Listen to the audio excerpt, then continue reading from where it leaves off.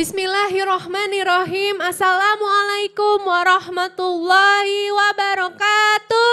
Waalaikumsalam warahmatullahi wabarakatuh. Jamaah. Yeay. Oh jamaah. Yeay. Alhamdulillah. Masya Allah. Alhamdulillahirrabbilalamin. Allahumma sholli ala Sayyidina Muhammad wa ala ali Sayyidina Muhammad. Masya Allah, jamaah pasti pernah ngerasakan kenapa ya kok tiba-tiba males sholat yang tadinya tuh rajin banget. Mendadak kayak gak ada gairahnya gimana gitu ya. Atau sebenarnya kita ini diuji dengan males beribadah atau gimana. Atau mungkin kita kebanyakan dosa kali ya, makanya Allah jauhkan dengan ya itu memberikan rasa malas untuk beribadah itu. Atau gimana ya, jamaah juga bingung gak sih? Hah, pernah ngerasain juga kan? Aduh Masya Allah. Nah jamaah yang kita bahas hari ini tuh akan berkaitan dengan hal yang aku sebutkan tadi. Nah kira-kira apa ya? Yaudah yuk langsung aja. Hari ini kita akan membahas tema tentang jauhi futur agar iman tetap kuat. Boleh tepuk tangannya dong jamaah. Masya Allah. Ini sebagai pembukaan ya, dan mumpung masih di awal nih aku mau tanya sama Ustadz Ahmad kan. Izin bertanya Ustadz, futur tuh apa tuh maksudnya? Apakah futur tuh artinya itu kalau misalnya ada orang di depan lagi razia kita futur balik gitu? Oh itu beda lagi, itu puter. Oh puter, oke Ustadz. Jadi kalau gitu futur tuh maksudnya apa Ustadz? Boleh dijelaskan nggak? Itu apakah sebuah penyakit atau gimana dan ciri-cirinya seperti apa? Silahkan Ustadz. Jamaah Islam itu indah yang dirahmati oleh Allah Subhanahu wa Ta'ala. Apa yang dimaksud dengan futur? Futur di dalam kitab Mukhtar As-Sihah dengan ejaan fa, ta, ro, dan tak marbutoh atau futur ya, memiliki makna adalah lemas, lemah atau malas. Dan maknanya adalah hilangnya gairah di dalam melakukan aktivitas ibadah. Ini yang dinamakan dengan futur. Dan futur ini adalah penyakit yang bisa menjangkiti setiap diri manusia sehingga menyebabkan dia jadi malas-malesan untuk melakukan ibadah. Dan dijelaskan oleh Imam Ghazali, manusia itu digoda oleh syaitan dengan beberapa cara. Biasanya syaitan itu menggoda manusia, yang pertama setan membisikkan manusia untuk mengerjakan kemaksiatan dan dosa. Kalau sekiranya dibisiki oleh syaitan untuk mengerjakan kemaksiatan dan dosa, tetapi manusia itu memiliki ketakwaan yang baik dan memiliki keimanan yang kuat, maka dia tidak akan melakukannya. Maka syaitan akan pakai dengan cara yang kedua. Apa cara yang kedua? Cara yang kedua, manusia akan dibisiki oleh syaitan untuk melalaikan kewajiban. Nah, ketika dibisikkan untuk melalaikan kewajiban, biasanya setan bikin manusia jadi malas.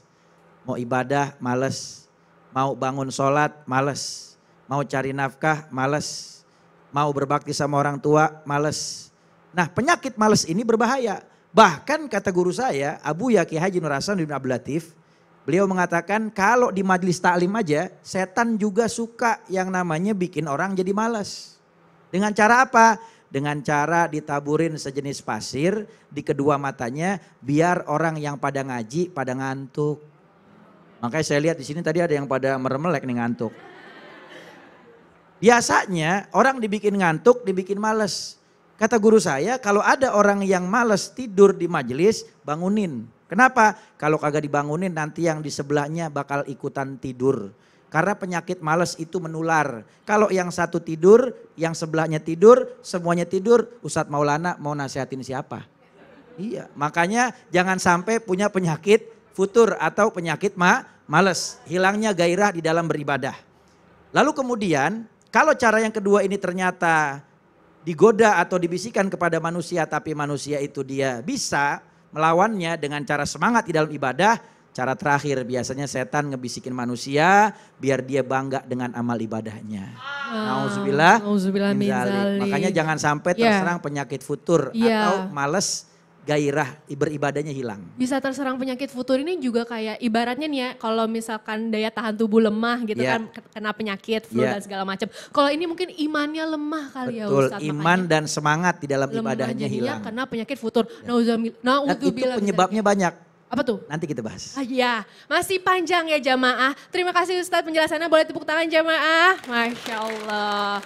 Nah kalau kayak yang kita bahas kan tentang males, tentang gak semangat. Kalau ini ada lagi nih, ini kayaknya sikapnya tidak terpuji dan nauzubillah. Bikin kesel jamaah. Nih aku kasih lihat video tayangan dulu ya, ini dia jamaah. Kemarin kayak orang tangannya itu. Kayak kuda-kuda.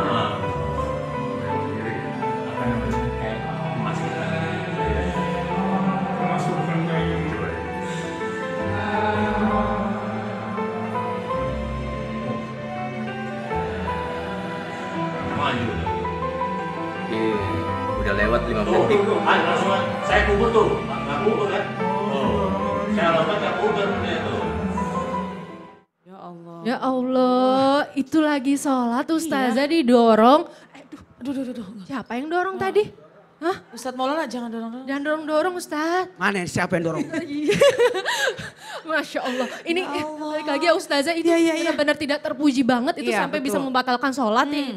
Ini sebenarnya termasuk penyakit futur atau gimana Ustazah? Sama, oh iya aku inget bedanya futur sama kufur Ustazah tuh apa ya? Oh, futur Iya. atau kufur? Itu ada Apa? bedanya. Oh iya, baik, siap. Sama, oh ini satu lagi, istidraj Ustazah. Istidraj, iya, Masya Allah. Ya, Kita bahas ya. Takutnya ntar jamaah yang di rumah bingung. Oh iya, baik. Silakan. Beda-beda tipis soalnya Kak Beta Betul. ya. Baik, terima kasih Silakan. Kak Beta. Izin Ustadz Ahmad dan Ustadz Maulana. Bismillahirrahmanirrahim. Assalamualaikum warahmatullahi wabarakatuh. Alhamdulillahilladzi an'ama alaina bini'matil iman wal islam wassalatu wassalamu ala sayyidina Muhammadin wa ala alihi wa ashabihi ajma'in amma ba'du. Apa bedanya futur dengan kufur? Nah ini beda-beda tipis nih. Pertama tadi sudah disampaikan oleh guru kita Ustadz Ahmad Khan bahwa futur itu adalah pengurangan atau turunnya kualitas dan kuantitas dalam ibadah. Jadi ya bisa dikatakan jadi malas gitu ya. Jadi kurang kuantitas dan kurang kualitas. Bukan saja jadi enggak melaksanakan tapi juga ketika melaksanakan ibadahnya jadi enggak sungguh-sungguh. Itu masuk ke dalam kategori yang bisa disebutkan yaitu futur. Males, kemudian adanya kurang semangat dalam beribadah. Tapi dia punya keimanan kepada Allah. Dia tahu sholat wajib, dia tahu puasa wajib, dia tahu yang baca Quran itu adalah baik. Cuma malas mengerjakannya. Dia beriman tapi dia malas mengerjakannya. Tapi kalau dibahas terkait dengan kufur, ini memang beda-beda tipis tapi maknanya sangat jauh. Kufur ini yaitu tidak adanya keimanan di dalam hati. Tidak ada kepercayaan kepada Allah. Tidak ada kepercayaan dan keimanan kepada baginda Rasulullah SAW. Artinya jauh dari keimanan, jauh dari percaya Allah Tuhan. Dan juga tentunya baginda Rasulullah SAW adalah baginda Rasul adalah utusan yang harus kita ikuti syariatnya. Nah itu kalau kufur ini tidak ada keimanan, tidak ada keyakinan. Jadi ketika dia tidak mengerjakan sholat, dia tidak berpuasa, dia tidak membaca Quran, ini bukan karena malas tapi karena memang tidak ada keyakinan di dalam hatinya. Tentu jauh berbeda.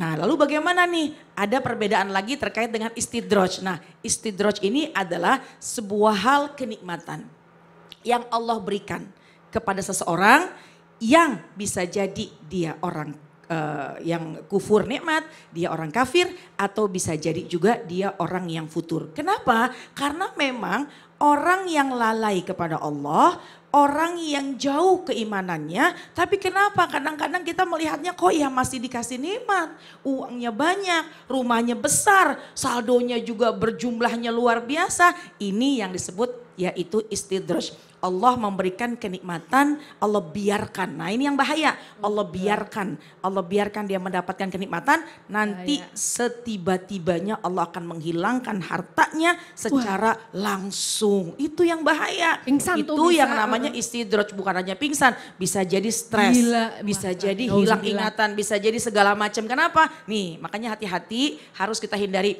futur, kufur juga istidraj, tapi maknanya masing-masing adalah berbeda. Alhamdulillah, semoga ya jamaah yang di rumah dan jamaah yang di studio kita terhindar dari futur, kufur dan istidraj. Ya, amin. Amin. Terima kasih Ustazah Iya, sama-sama. penjelasannya, Masya Allah. Sekarang mau nanya ke Ustadz Maulana. Ustadz izin Iya. dong. Tadi yang dorong siapa ya?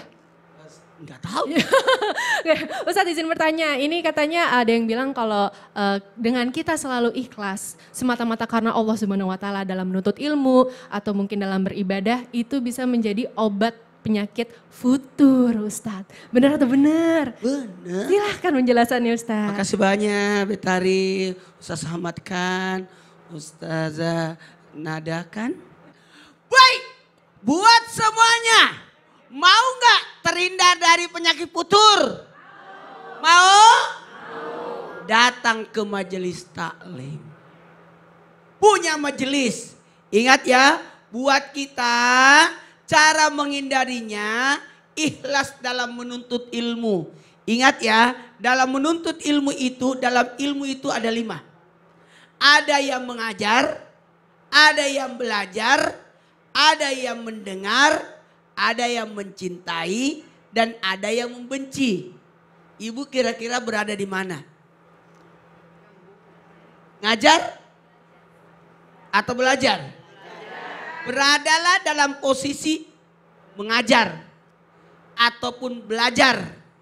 Ataupun mendengar.